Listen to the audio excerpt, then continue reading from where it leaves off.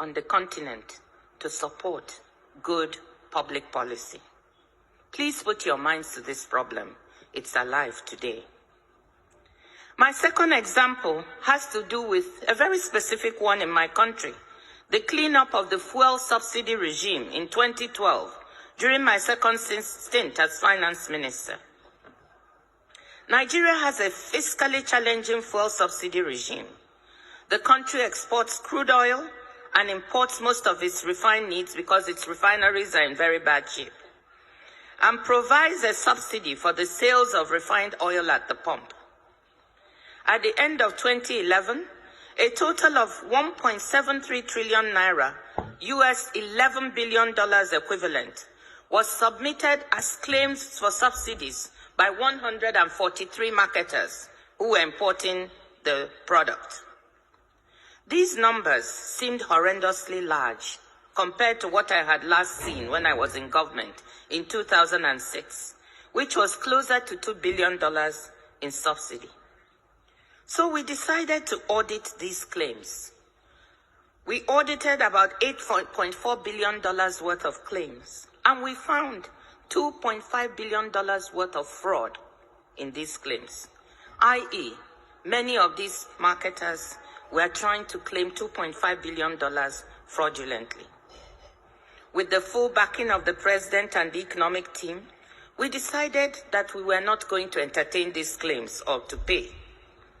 The pressure from the affected marketers was tremendous, as we tried not only to say we would not pay, but also we would clean up the whole mechanism for the subsidy claims and put in place something more transparent, something clearer. This did not go down well with them. When we stuck to our position of non-payment and implementation of the new verification regime, these strong and well-connected vested interests were angered and seemed to blame me personally for this. There were personal consequences. My 83-year-old mother, a retired professor of sociology, was kidnapped by 4 young men and held for 5 days.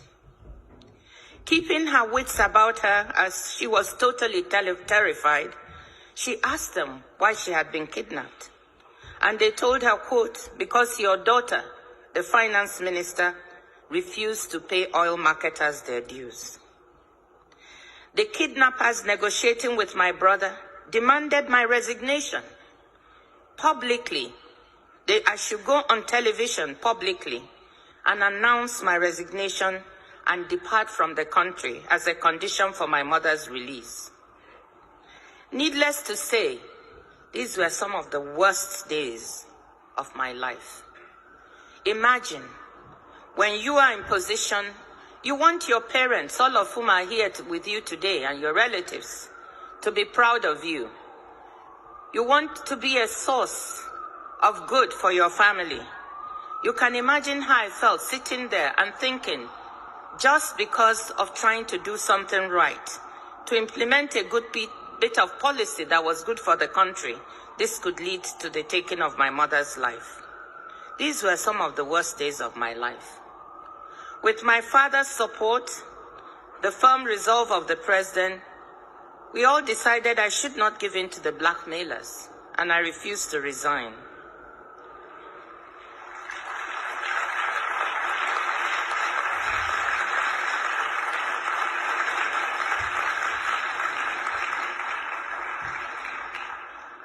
Following a manhunt, I'm sorry, I still feel emotional when I talk about it.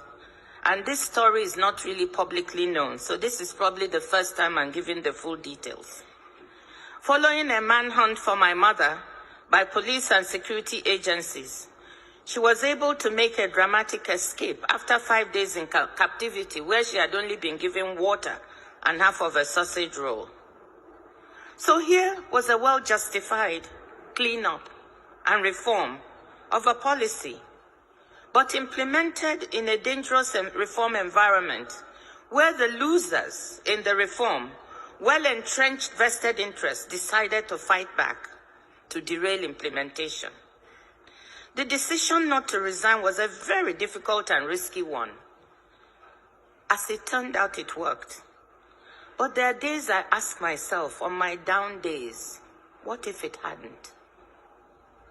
What if they had gone ahead and murdered my mother, as she overheard them planning to do, with one of their handlers on the phone?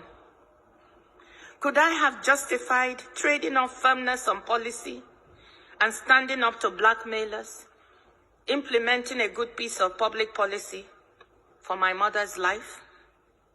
What decision would you have made?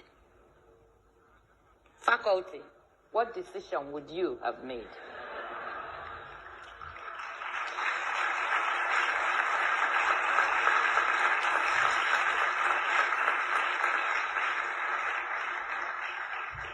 I know that one other brave hero, a woman I admire so much, brave activist and reformer, Aung San Suu Kyi, was faced with an equally terrible decision. Leave Myanmar to be with her dying husband in England. I'm sure you all know the story. And never